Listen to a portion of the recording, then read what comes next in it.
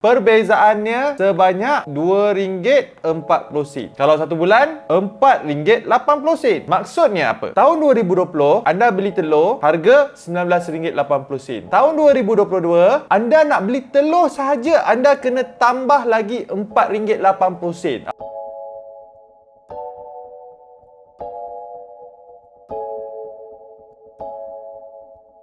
Assalamualaikum warahmatullahi wabarakatuh. Salam sejahtera. Selamat datang ke YouTube channel Dr. Adam Zubir, Doktor Kewangan Anda. So kali ini saya nak buat video kira-kira. Okay, lama betul tak buat video kira-kira. Saya nak kongsikan kepada anda apakah implikasi dengan kenaikan harga barang. Kita asyik sembang pasal inflasi, harga barang naik. Tapi apakah implikasi sebenar kepada kita sebagai pengguna? Sebab kadang-kadang bila kita cakap pasal inflasi, kita cakap pasal kenaikan harga barang, kadang-kadang kita tak tahu tau impaknya ke atas kewangan kita. Banyak ke, sikit ke? Sebab let's say kalau kita tengok keratan akhbar, normally kalau keratan akhbar ditunjuk kenaikan harga barang, contohnya 20 sen. Ada satu keratan akhbar tu, roti Gardenia daripada RM2.80 naik kepada RM3. Alah, 20 sen je pun taklah banyak mana. Betul tak? So sama juga contohnya kenaikan harga ayam ataupun ikan ataupun sayur ataupun telur. So dalam video kali ini saya just nak kongsikan kepada anda implikasi kenaikan harga telur ayam. Bagi saya telur ayam ni adalah antara makanan ruji. Kalau anda makan nasi goreng ada telur, makan mi goreng ada telur,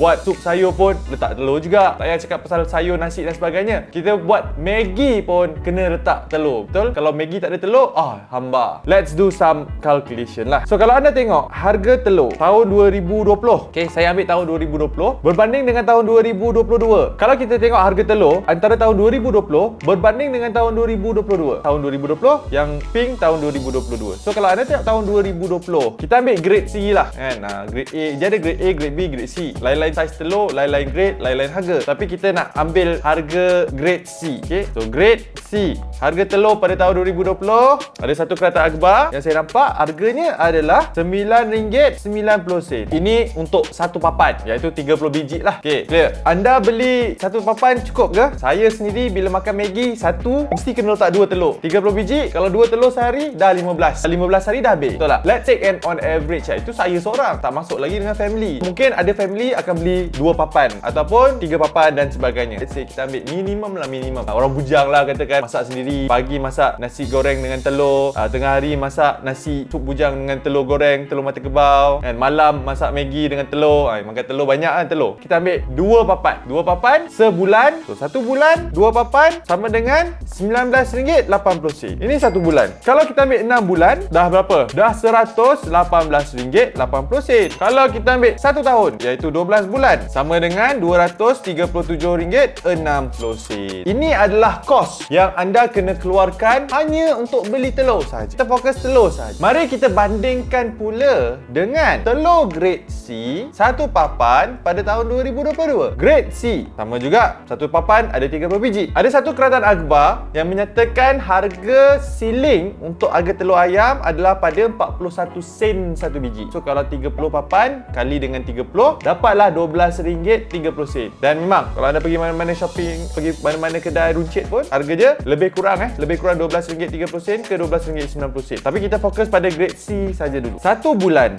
berapa? RM24.60. Kalau 6 bulan, RM147.60. Dan 12 bulan, RM295.20. So beza tak? Kita tengok perbezaannya berapa. Kalau satu papan, perbezaannya sebanyak RM2.40. Kalau satu bulan, RM4.80. Maksudnya apa? Tahun 2020, anda beli telur harga RM19.80. Tahun 2022, anda nak beli telur sahaja, anda kena tambah lagi RM4.80. Ataulah kita bundarkan RM5. Okay, RM5. RM5 boleh beli apa? Okay, kalau kita cakap, ini kita cakap pasal telur saja. Saya tak cakap pasal garam, gula, sayur, daging, ayam, ikan, minyak masak. Kalaulah semua makanan ruji naik sikit, total cost cost yang kita kena keluarkan satu bulan mungkin mencapai RM50 ke RM60 sebulan hanya untuk cover kos makanan ruji sahaja. Nampak? RM4.80. Kalau dalam masa 6 bulan, perbezaannya adalah RM28.80. Dan setahun, perbezaannya adalah sebanyak RM58.20.